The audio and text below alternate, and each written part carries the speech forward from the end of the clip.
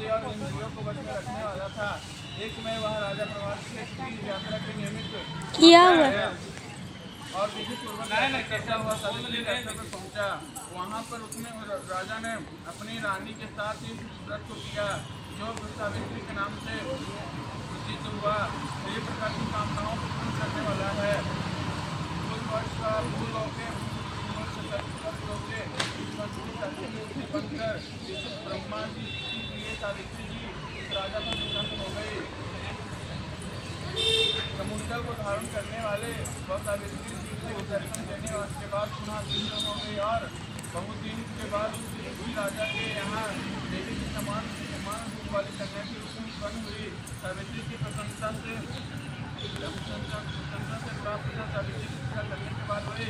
अतः राजा ने ब्राह्मणों की आज्ञा से अपनी कन्या का नाम सावित्री रखा। वह राजकन्या लक्ष्मी को हुई बढ़ने लगी और प्राप्त हो गई। मध्य भाग में सुंदर विलम्ब और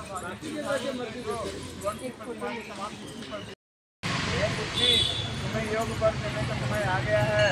उससे कोई भारत के संगठित मौका मुझे मांगने के लिए भी नहीं आता और मैं मेरे चर्चा करने पर भी तुम्हारा आत्मा का अनुरूप वर्ग नहीं पा रहा हूँ। ना हूँ वैसा करो। मैंने धर्म शास्त्रों में पढ़ा है और सुना भी है कि यदि पिता के घर में रहती हुई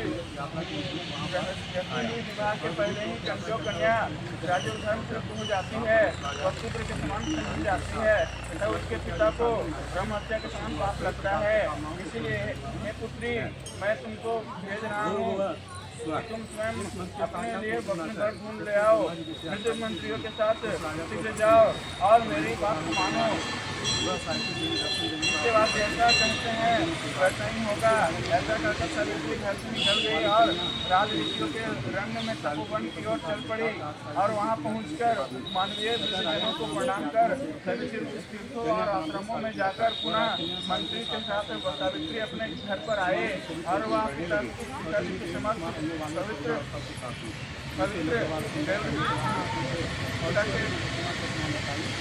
समाज से जाकर कविता देवी नारद को बैठा हुआ देखा। आसन पर बैठे नारद जी को प्रणाम करने वन में गई थी। सारी कथा उसने कह डाली। सावित्री बोली, हे देवी नारद, चले देश नामक एक विख्यात एक क्षत्रिय राजा है जो देवश अंधे हो गए हैं। छोटा सा एक बालक और उसकी माँ थी। ऐसे समय में अवसर पाकर उनका पूर्व बैरी रुक्मी नामक एक राजा ने उनसे सब छीन लिया। अतः हुआ आर्य बहुत छोटे बच्चों के साथ हुई अपनी स्त्री के साथ चल गई। उनका वह पुत्र वन में बड़ा हो गया और धर्म होने वाला। अपने अनुरूप मैंने उसे वर्ण कर लिया है। यह सुनकर नारद जी ने कहा, हे राजन, सावित्री ने यह बड़ा कष्टप्रद कार्य कर डाला। बल बुद्धि होने से इसने केवल गुणवान समझकर सत्यवान को वर मान लिया है। इसका पितृकंठ विराजते वट सावित्री व्रत संगति कथा संकल्पा अहम करे थे। फूल को छोड़िए थोड़ा सा फूल ले लीजिएगा कथा सुनने के लिए।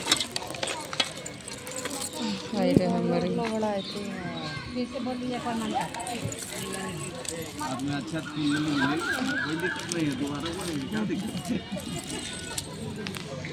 ओम विष्णुर विष्णुर विष्णुर ओम मध्य हादित्य प्रार्थ श्री श्वेत बारा के लिए बारा करते दैवस्मरण मंत्र अष्ट विशेष में कली युगी कली प्रथम चरणी जम्बूद्वीपे भारतखंडी आर्य वर्षे द्विसाहस्रतमे मासे महामंगल मासे कृष्ण मासे कृष्ण अमावस्यायां तिथो मंगल मासे अपना नाम प्रकट लिए सर्वदेवाय वट सावित्री व्रत कथा संकल्प अहम करें। छोड़ दिए आप वो लोग नहीं छोड़े हैं। छोड़ दीजिए फूल थोड़ा सा फूल नहीं आप लोग छोड़ देते पहले रन। अब हाथ में फूल लेकर के कथा को सुनेंगे। फूल अच्छा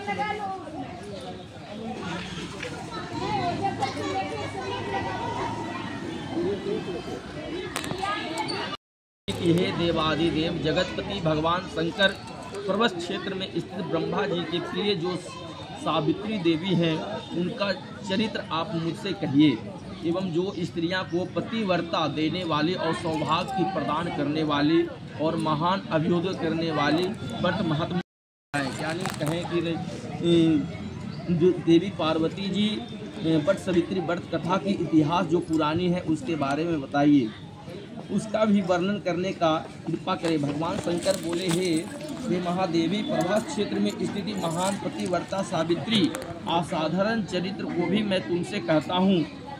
हे महेश्वर, सावित्री स्थल नामक परम पवित्र स्थान है, पर राजकन्या सावित्री ने जिस प्रकार से उत्तम वट सावित्री व्रत को पालन किया वही मैं तुमसे कहता हूँ।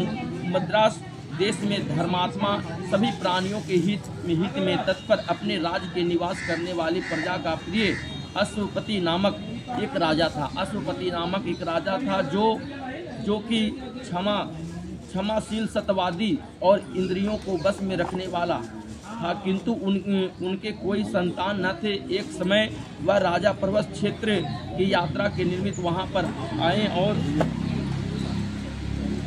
और विधि पूर्वक यात्रा करते हुए सावित्री स्थल पे पहुंचे। वहां पर राजा ने अपनी रानियों के साथ इस व्रत को किया जो वट सावित्री व्रत के नाम से प्रसिद्ध है। यह व्रत स्त्रियों की सभी प्रकार की कामनाओं को पूर्ण करने वाली इस व्रत के प्रभाव से ओम भूर्भुवः स्वः भूलोकाय मंत्र का साक्षित प्रतिमूर्ति बना करके ब्रह्मा जी की प्रिय सावित्री देवी उस राज पे प्रसन्न हुए। कमंडलों में धारण करने वाली यह सावित्री देवी जो राज को दर्शन देवे तथा पुनः आदेश हो, यह बहुत दिनों के बाद उस राजा के ये देवी ने सम्मान रूप से बाली कन्याओं को रूप उत्पन्न हुआ।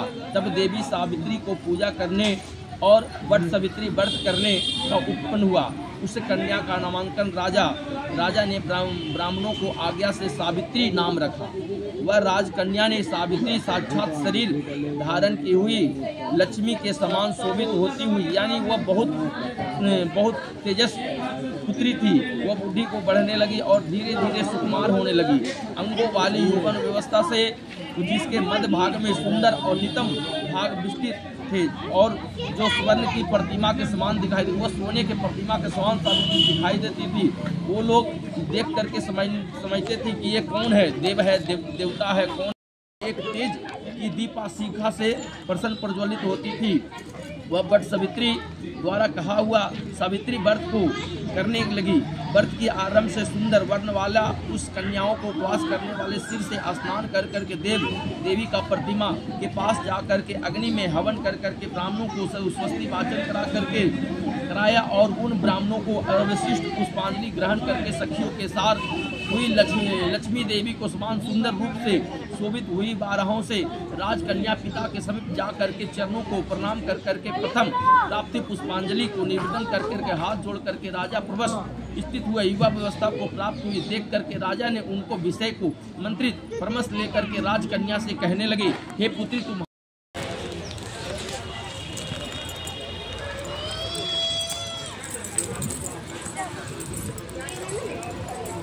जाए थे, रुको ना, जाए थे, जाइए हमारे तो इन्हें जाए के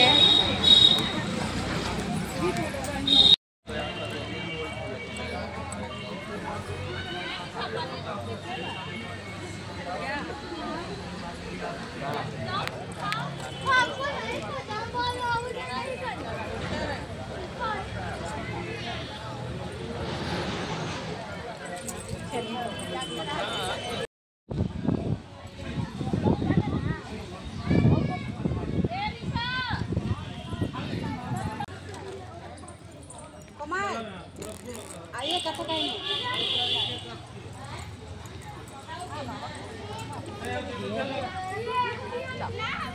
ये स्टार्ट न किए हैं, आपसे का इंतजार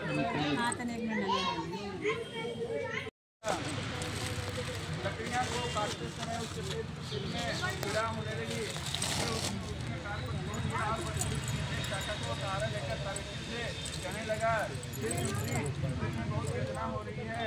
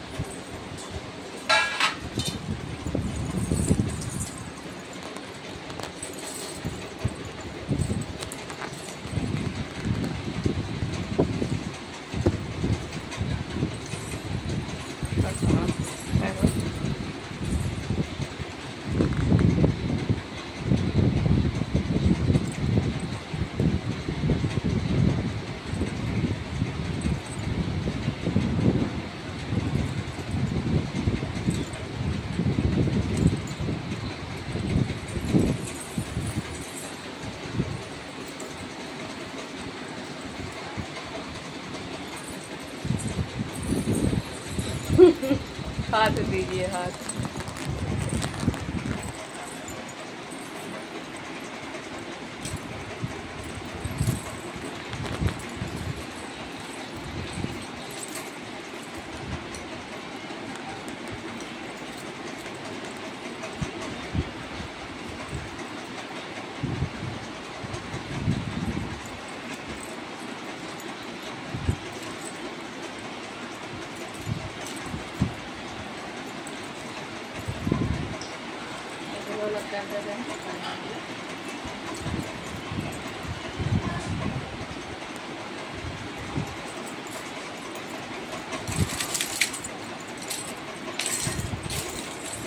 लगा नहीं ना।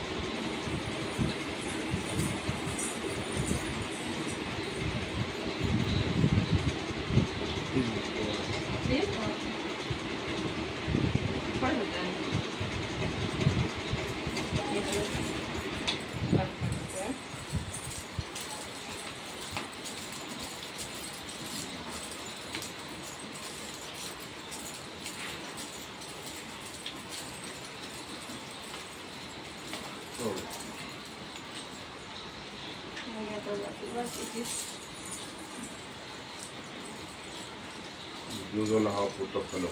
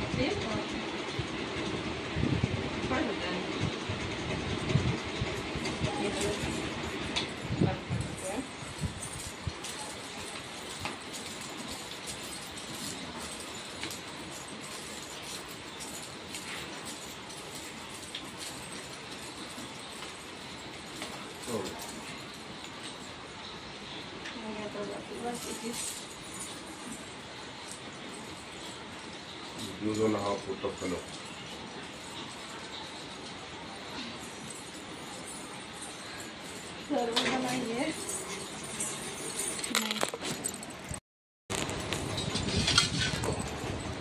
आ रहा है।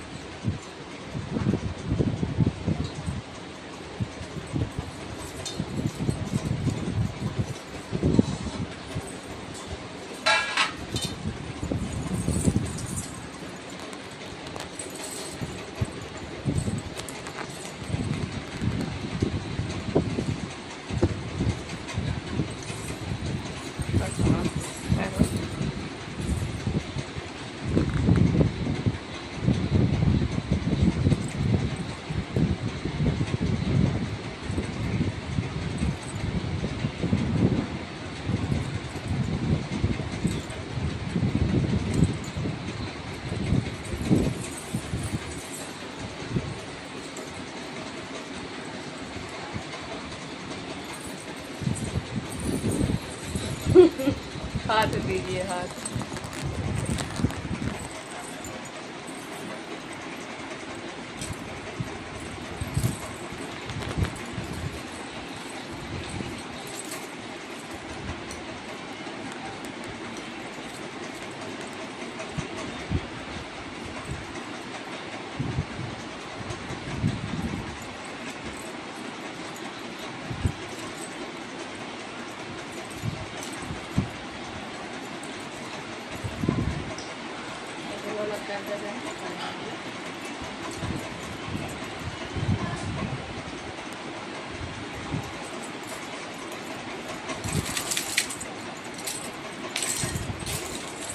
लगा नहीं ना।